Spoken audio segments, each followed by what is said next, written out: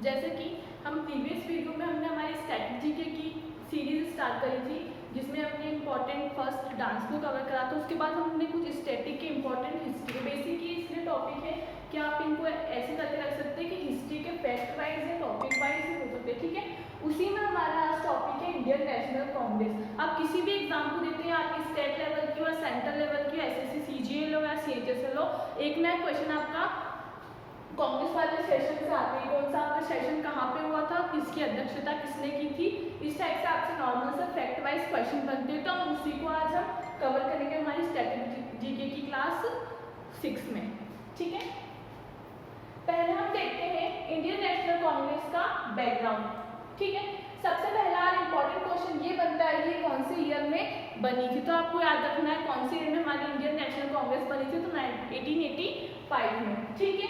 इसकी स्थापना किसने करी थी, किसके द्वारा इसको बनाया गया था, तो आपको याद रखना है A.O. ह्यूम के द्वारा इसकी स्थापना की गई थी। कब की गई थी, 1885 में, ठीक है। फर्स्ट क्वेश्चन हमारा यहीं से बनता है, मोस्ट रिपीटेड क्वेश्चन है, किसी भी एग्जाम में आ चुका है, ठीक है। सेकंड आपसे क्वेश्चन बनता है कि किसके समय पे आपके इंडियन नेशनल कांग्रेस को एस्टेब्लिश किया गया था, ठीक है। When the party was created Lord Dufferin, simple सा आपसे पूछा जाता है कि जब इंडियन नेशनल कांग्रेस की स्थापना की गई थी, जब एस्टेब्लिशमेंट किया गया था, तो वहां के उस टाइम पे वायसराय कौन थे, तो आपको याद रखना है कौन थे, लॉर्ड डफरिन, ठीक है। सेकंड इंपॉर्टेंट पॉइंट ये हो गया। थर्ड आपको इंपॉर्टेंट पॉइंट ये याद रखना है कि Indian National Congress formerly known as Indian National Union. आपसे पूछा जाएगा कि जब इंडियन नेशनल कांग्रेस बनी थी तो उसका नाम क्या था, तो पहले उसका नाम क्या था, तो आपको याद रखना है इंडियन नेशनल यूनियन, ठीक है।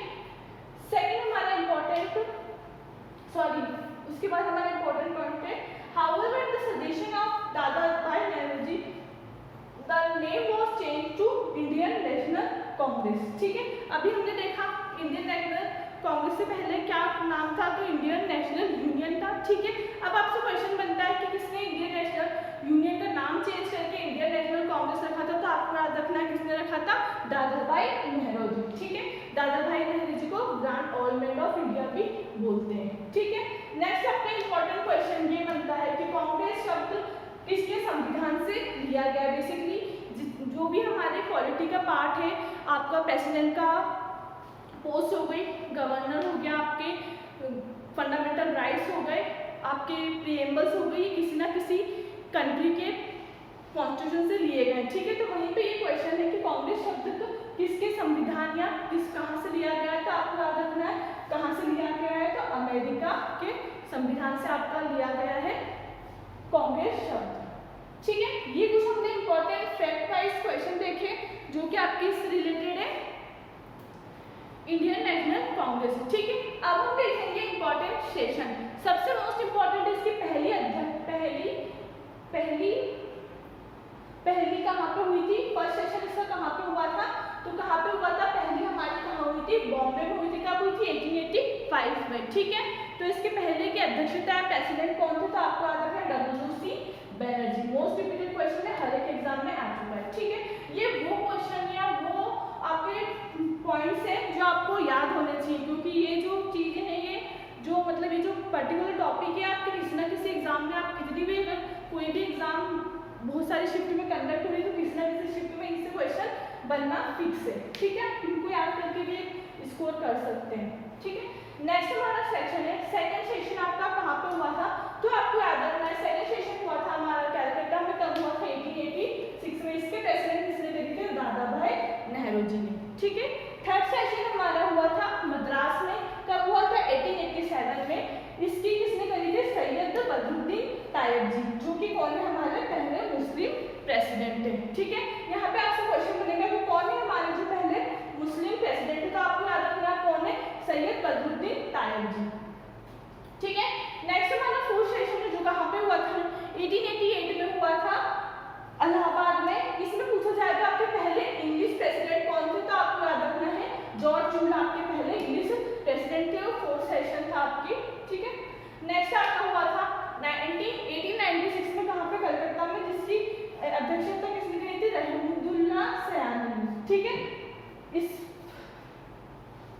ये इंपॉर्टेंट है आपका, ये क्यों आपका इंपॉर्टेंट होता है,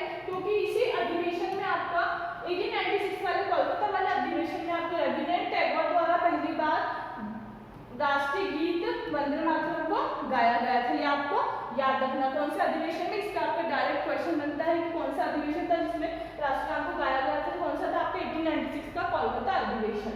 ठीक है, नेक्स्ट आपका है 1899 में कोलकाता लखनऊ अधिवेशन।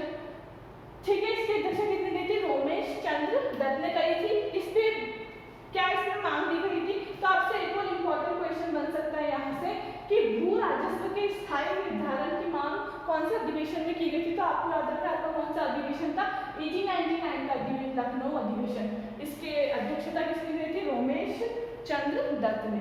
ठीक है, नेक्स्ट आपका था 1901 का कलकत्ता अधिवेशन। इसकी अध्यक्षता करी थी आपकी दिनेश ई वाज ने, और इसमें पहली बार गांधी कांग्रेस के मंच पे दिखाई दिए थे। कौन से अधिवेशन था आपका? 1901 का कोलकाता वाला। ठीक है, नेक्स्ट आपका इंपॉर्टेंट अधिवेशन है सूरत का अधिवेशन, जो कि कब हुआ था? 1907 में हुआ था आपका सूरत अधिवेशन। इसकी आपसे अध्यक्षता किसने करी थी? तो रासबिहारी बोस ने करी थी। यहीं पे हमारे जो कांग्रेस है वो दो उसमें पार्ट में डिवाइड हुई थी, नरमपंथी और चरमपंथी। बेसिकली नरम दल और गरम दल में ये डिवाइड हुई थी। तो आपको याद रखना कौन सा सेशन था? तो आपको याद रखना 1901 का 7 का सूरत सेशन। ठीक है, इंपॉर्टेंट क्वेश्चन है। नेक्स्ट आपका इंपॉर्टेंट क्वेश्चन बनता है ये वाला 1901 का सेशन, जो कि कहाँ पे हुआ था? कोलकाता में। यहाँ पे आपको याद रखना यहाँ की अध्यक्षता किसने की थी? तो BN धर ने करी थी। यहाँ ये इंपॉर्टेंट क्यों होता है आपका?